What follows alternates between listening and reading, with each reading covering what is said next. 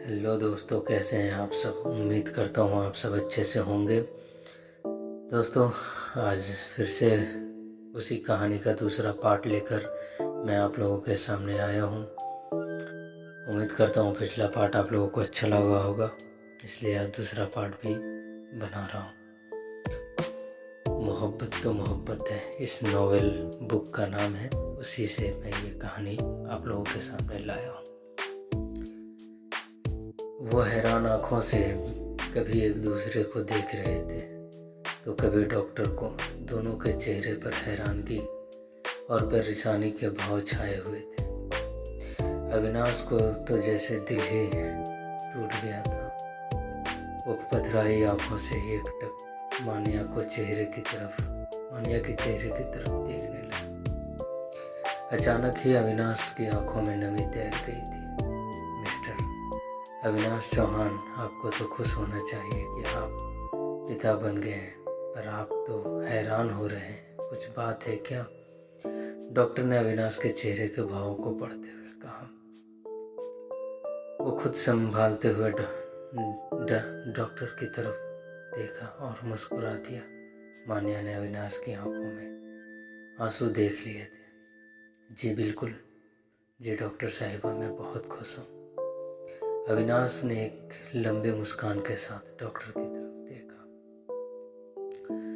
Okay, आप अपनी wife को अभी घर नहीं ले जा सकते हैं, पर फैमिली वालों को कॉल करके गुड न्यूज़ दे दीजिए। डॉक्टर ने अविनाश को देखकर एक लंबी मुस्कान के साथ कहा। अविनाश कुछ कहता तभी अंदर से नर्स ने डॉक्टर को आवाज़ लगाई।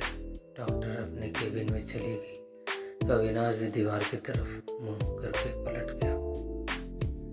मान्या, अंकल आंटी को कॉल कर दो, प्रीति के बारे में उन्हें पता होना चाहिए। अविनाश ने एक भारी और रोती हुई आवाज़ में कहा। उसकी आंखों में दोबारा आंसू आ गए। वो दीवार की तरफ पलट कर खड़ा हो गया। तुम मुझसे अपने आंसू छुपाने की कोशिश कर रहे हो अविनाश। मान्या ने अविनाश की बात को नज़रअंदाज करते हुए उससे सवाल किया। अविनाश मान्या की बात सुनकर तुरंत अपने आंसुओं को साफ करता और उसकी तरफ पलटता है। मैं नहीं रो रहा हूँ, तुम अंकल आंटी को कॉल करो। मुझे लगता है उनको इन सभी के बारे में पता होना ज़रूरी है।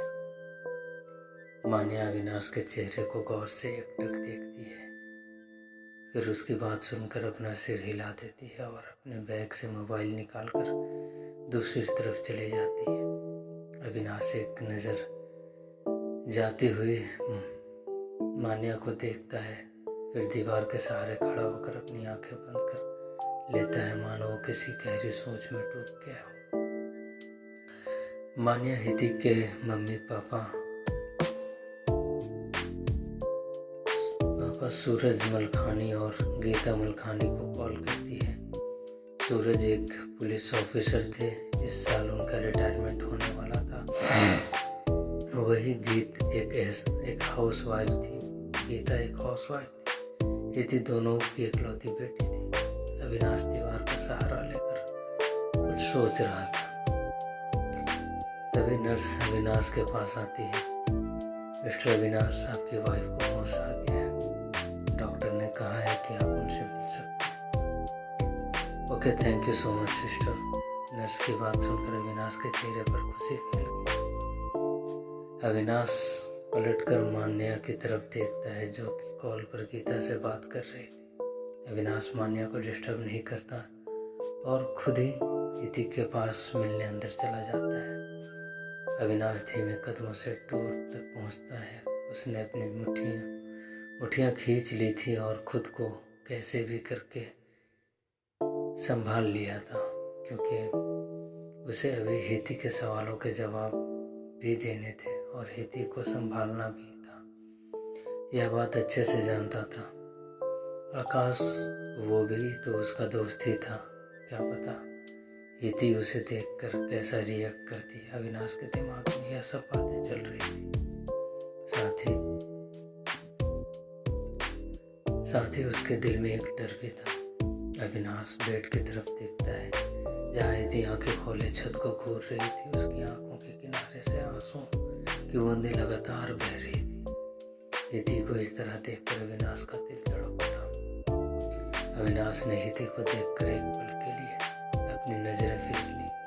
उसकी आंखों में आंसू आ चुके थे। उसने तुरंत ही खुद को संभाला और हिती की तरफ बढ़ा।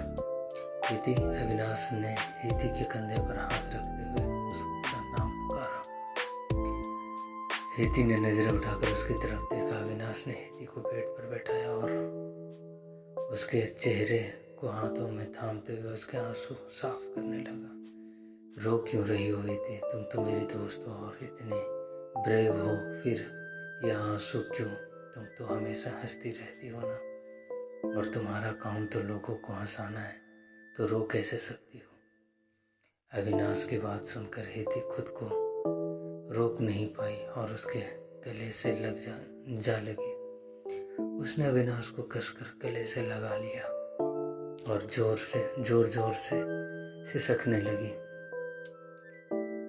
अविनाश, वो कह रहा है कि वो मुझसे प्यार नहीं करता, मैं उसकी सिर्फ दोस्त हूँ। वो ये कैसे कह सकता है? मैं उसके बच्चे की माँ बन गई हूँ और हमारे बीच दोस्तों जैसा कुछ नहीं था। उसने मुझसे कहा था वो मुझसे जल्दी शादी करेगा, तो फिर वो गौरी के पीछे क्यों चला गया? वह गौरी से प्यार कैसे कर सकता है? अब मैं क्या करूँगी? मेरा सब कुछ खत्म हो गया अविनाश, सब कुछ खत्म हो गया। कहते हुए हिती बिलख कर रो पड़ी। वो बच्चों की तरह रोए ही जा रही थी। अविनाश ने हिती को पहली बार इतना टूटा हुआ देखा था। वो उसे 8 महीने से जानता था और पहली नज़र में हिती से प्यार कर बैठा था। पर हिती आकाश को पसंद करने लगी थी और अविनाश वो सिर्फ उसका अच्छा दोस्त था।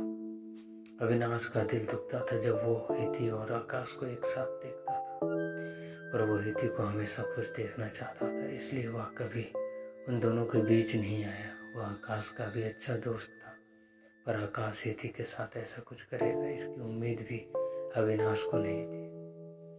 अविनाश ने हिती की पीठ पर कांपते हुए हाथ रखे और उसकी पीठ को धीरे धीरे सहलाने लगा। अविनाश को हिती की हालत देखकर बेहद रोना आ रहा था, पर उसने खुद को रुके हुए था क्योंकि इस वक्त वह कमजोर नहीं पड़ सकता था।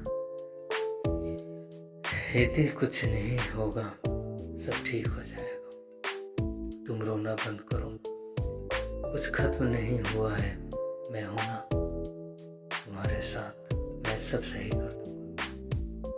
तुम्हें मुझ पर विश्वास है ना? आकाश को मैं समझा लूं। मुझे लगता है कि अब उसने जो कुछ भी कहा वह सिर्फ मजाक कर रहा होगा।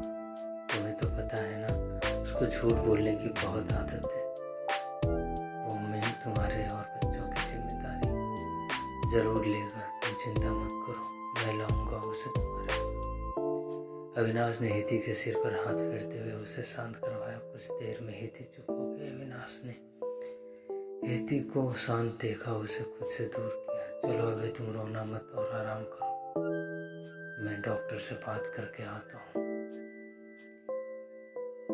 और मान्या भी। अविनाश इतना ही कहता है कि पीछे से मान्या की आवाज़ उसके कानों में पड़ती है। हिती, पागल लड़की, कैसा हालत बना ली है तूने अपनी, तुझे मेरी कोई फिक्र नहीं है ना? कहते हुए मान्या हिती के गले आ लगी। हिती ने भी मान्या को कसकर गले से लगा लिया। वह दोनों ही एक दूसरे से लिपट कर रोने लगी। अविनाश उन दोनों से दूर हट गया और एक तरफ दीवार के सहारे खड़े होकर दोनों को देखने लगा। कुछ देर बाद दोनों शांत हो गई और एक दूसरे से अलग हुई।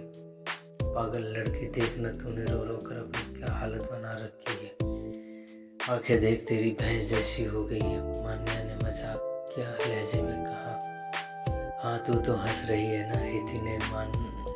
हिती ने मान्या को पलट जवाब देते हुए कहा, जिसे सुनकर हिती के चेहरे पर मुस्कान आ गई। मान्या भी उसे मुस्कुरा दी। मान्या हिती का ध्यान कुछ पल के लिए इन सब बातों से हटाना चाहती थी। इस कारण वो हिती को हंसाने की और बातों में उलझाने की कोशिश करने लगी। अविनाश उन दोनों को देखकर मुस्कुरा दिया और वहां से बाहर चला गया। मान्या विहिति को बातों में उलझाकर उसका ध्यान भटकाने लगी। हॉस्पिटल के बाहर अविनाश तेज कदमों से अपने कार के पास आया। उसने अपनी जेब से सिगरेट निकालकर सुलगा ली और सिगरेट के 2-3 कस लगाने के बाद उसे वहीं सड़क पर फेंक दिया। उसने सिगरेट को अपने पैरों तले कुचला, फिर जेब से मोबाइल निकालकर आकाश को कॉल मिलाया। दोस्तों, कहानी बहुत ज़्यादा लंबी पड़ती है। वक्त की नज़ाकत को देखते हुए थोड़ा स्पीड में पढ़ना पड़ता है। तो आप लोग कमेंट में हमें लिख के बताएं कि ये कहानी कैसी लग रही है, ताकि इसके आगे के भी पार्ट में बनाऊं। ये टोटल 13 पार्ट में है। आज ये दूसरा पार्ट मुकम्मल हुआ है। अब कल मिलेंगे आपको इसके तीसरे पार्ट। तो दोस्तों, अगर पसंद आए तो प्लीज़ मेरे चैनल को लाइक और सब्सक्राइब ज़रूर करें।